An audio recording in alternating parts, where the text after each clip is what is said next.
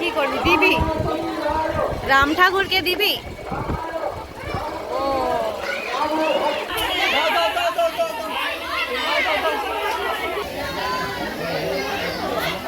তুমি পুষ্পাঞ্জলি দেবে? দেবে?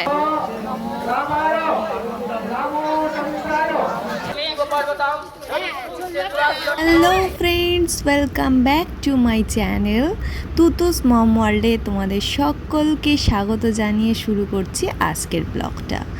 দেরি হলেও চলে এসেছি কিন্তু আবারও একটা নতুনত্ব ভিডিওর সাথে। টাইটেল দেখে নিশ্চয়ই বুঝে গেছো আজকের ব্লগটা রামনবমী নিয়ে।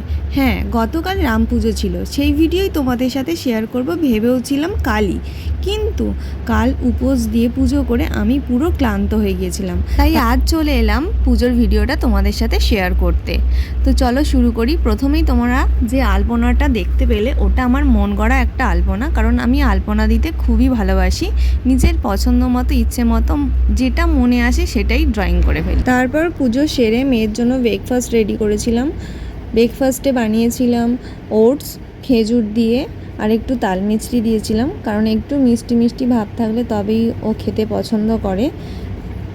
পছন্দ করে বলাটা ভুল, ও খাওয়াটাকেই পছন্দ করে না, খাওয়া বাদে সব কিছুই ওর পছন্দ, নাচ গান দুষ্টুমি সব কিছুই। দেখো খাবার কথা বলতেই কেমন টাটা বাই বাই করে দিল।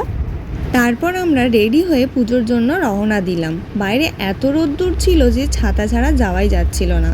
ওর ঠাম্মি পুজোর সব জোগাড় নিয়ে এগোলো, আর আমি ওকে কোলে নিয়ে ছাতা নিয়ে চললাম পুজো দিতে। বাড়ি থেকে খুব একটা দূরে নয়, কাছেই, কিন্তু মেয়েকে কোলে নিয়ে ছাতা নিয়ে আমি তো পুরো ঘেমে নিয়ে চান একদম। তো এই যে এসেও গেছি মেয়েকে নিয়ে, আর ওর ঠাম্মি এগিয়ে গেছে, কারণ আমি ওকে কোলে নিয়ে ছাতা নিয়ে একদম তাড়াতাড়ি হাঁটতে পারছিলাম না, তাই ওর ঠাম্মা এগিয়ে গিয়েছিল। তো এই যে আমরা এসে গেছি। আমরা 12:30 নাগাদ পৌঁছাই, আর গিয়ে দেখি পুষ্পাঞ্জলি শুরু হয়ে গেছে।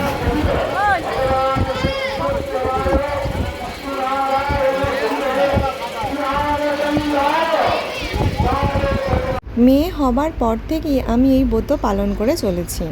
সন্তানের মঙ্গল কামনার্থে রামনবমীতে 9 রকম ফল দান করাটা খুবই শুভ বলে মনে করা হয়, তাই আমি 9 রকম ফল, পদ্মফুল, ধূপ, মোমবাতি নিয়ে পুজো দিতে চলে গিয়েছিলাম।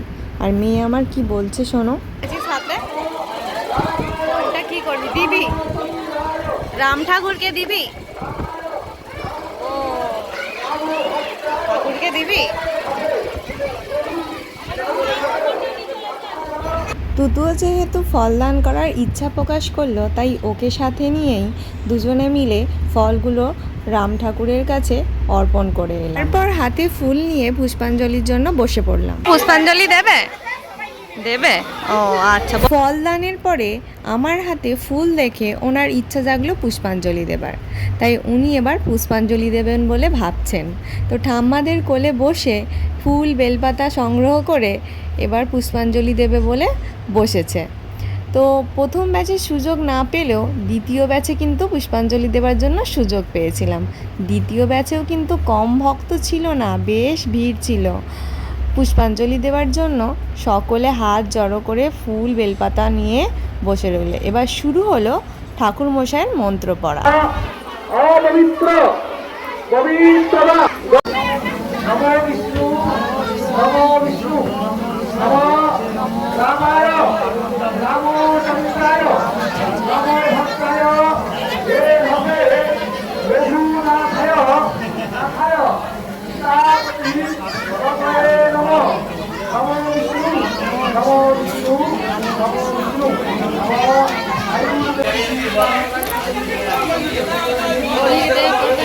তো তোমরা দেখতেই পেলে তুতু কেমন পুষ্পাঞ্জলি দিল।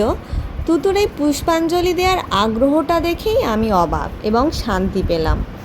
তার সাথেই শান্তি জলের ছিটা নিয়ে আমার পুষ্পাঞ্জলি দেয়া কমপ্লিট হলো। সকল ভক্তদের জন্য ওখানে জল মিষ্টির ব্যবস্থা করেছিল, তো আমরাও পুষ্পাঞ্জলি শেষে জল মিষ্টি খেয়েছিলাম। তার সাথে সবাই মিলে খুব মজা করেছিলাম, আনন্দ করেছিলাম, অনেক অনেক ছবিও তুলেছিলাম। অনেকটা সময় ওখানে কাটিয়েছিলাম, তারপরে সবাই মিলে একসাথে বাড়ি ফিরেছিলাম। তো এবার তোমরা বলো ভিডিওটা কেমন লাগলো। ভিডিওতে দেখতেই পাচ্ছ মেয়েকে কোলে নিয়েই আমার পুরো ভিডিওটা, কারণ মেয়ে আমাকে ছাড়া কারোর কাছে যেতে চায় না, বিশেষ করে বাইরে বেরোতে নাই। এবার তোমরা বলো তোমাদের রাম পুজো কেমন কেটেছিল, আর এই ভিডিওটা তোমাদের কেমন লাগলো লাইক কমেন্ট করে জানিও। আর যারা যারা নতুন দেখছো তারা প্লিজ আমার চ্যানেলটিকে সাবস্ক্রাইব করে আমার পাশে থেকো, আমাকে একটু সাপোর্ট করো। তোমরা সকলে ভালো থেকো, সুস্থ থেকো। দেখা হচ্ছে আবারও খুব তাড়াতাড়ি একটা নতুনত্ব ভিডিওর সাথে। ততক্ষণে বাই।